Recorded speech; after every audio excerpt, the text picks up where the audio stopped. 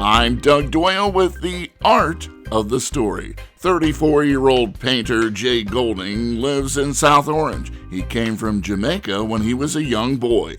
WBGO's Jon Kalish has his story.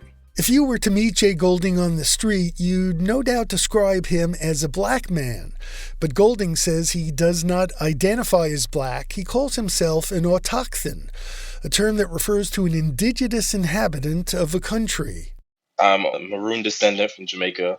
You have maroons in Haiti, Suriname, different places. The maroons were unruly. You can't tame them.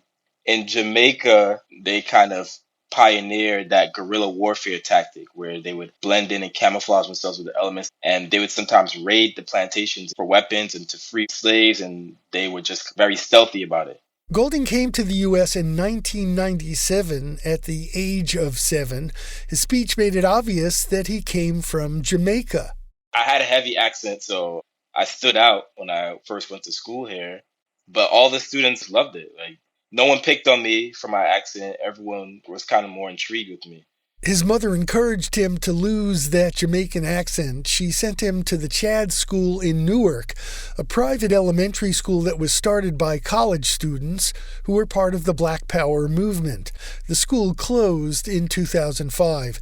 Golding didn't know what he wanted to do when he went to college, but while he was enrolled at Kane University, he took a drawing course that proved to be pivotal. That class was a class that really made me see that, yeah, I can do this.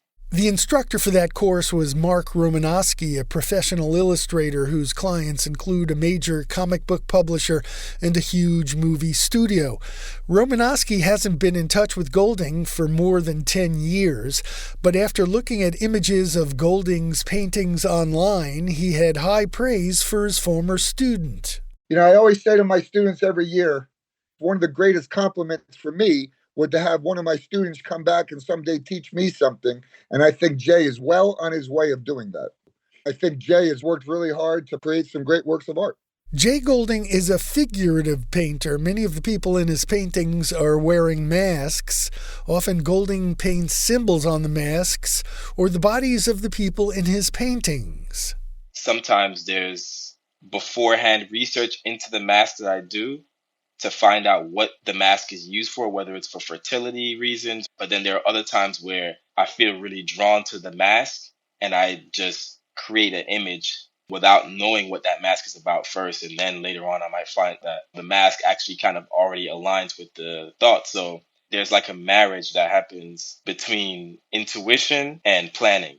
The Contemporary African Spirituality Show will be up through April 7th at the Herb and Millie Iris Gallery in the South Orange Performing Arts Center. I'm Jon Kalish. And that's the art of the story. I'm Doug Doyle, WBGO News.